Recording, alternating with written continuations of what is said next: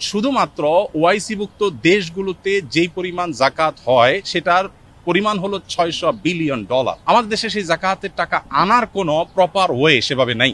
গতকাল মূলত রাতে আমাকে মাননীয় প্রধানমন্ত্রীর পক্ষ থেকে আমন্ত্রণ জানানো হয়েছে যে জাকাত কিভাবে আরো ইফেক্টিভলি বন্টন করা যায়। বাংলাদেশে জাকাত কালেকশনের যে অপার সম্ভাবনা আছে সেই সম্ভাবনাটাকে ব্যবহার করে দারিদ্র্য বিমোচনে জাকাতকে প্রত্যক্ষভাবে কিভাবে এঙ্গেজ করা যায় এবং আরো সফলভাবে জাকাত ব্যবস্থাপনা করা যায় সে বিষয়ে পরামর্শ এবং মতবিনিময়ের জন্য তিনি আমাকে ডেকেছেন এবং একান্ত মিটিংয়ের জন্য আহ্বান করেছেন।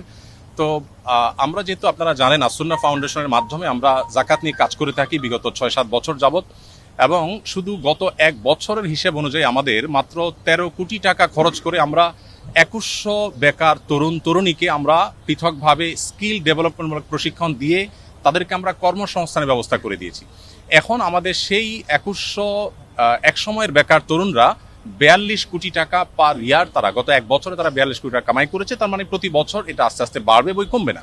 তো এই যে জাকাতের অর্থে স্কিল ডেভেলপ করে বা স্বাবলম্বী করে স্থায়ী দারিদ্র্য বিমোচনের পথে নিয়ে যাওয়ার ক্ষেত্রে আমাদের আসুন্নাহ ফাউন্ডেশনের কিছু অভিজ্ঞতার জায়গা আছে।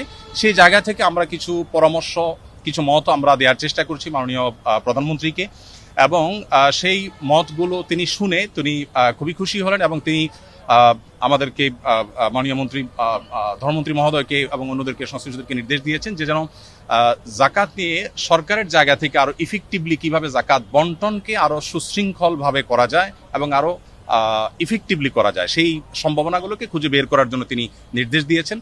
তো এখানে মন্ত্রী মহোদয় তাদের জায়গা থেকে তারা কাজ করবেন ইনশাআল্লাহ, এবং একটা কমিটি প্রস্তাবনা করেছেন। তিনি সেখানে আমাকেও থাকার জন্য নির্দেশ দিয়েছেন, অনুরোধ করেছেন।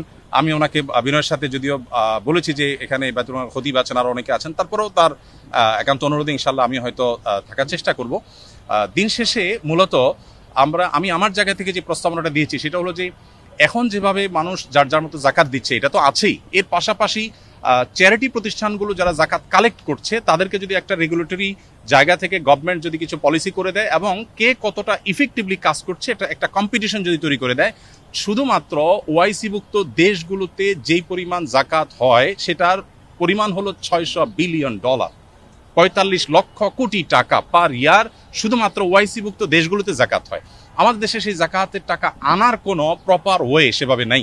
তো আমরা প্রস্তাবনা দিয়েছি যে যদি সেটাকে আনার ব্যবস্থা করা হয় তাহলে আমাদের জাতীয় অর্থনীতিতে এটা ব্যাপক ভূমিকা রাখবে ইনশাআল্লাহ, এবং সেই সাথে দরিদ্রকে সাময়িক কিছু টাকা পয়সা দিয়ে তার দারিদ্র্য আসলে দূর করা যায় না, বরং তাকে আইদার স্কিল ডেভেলপ করে দেওয়া আর না হয় তাকে স্বাবলম্বী করার কোনো একটা প্রসেসে যাওয়া, যেটা আমরা সুন্নাহ থেকে করছি।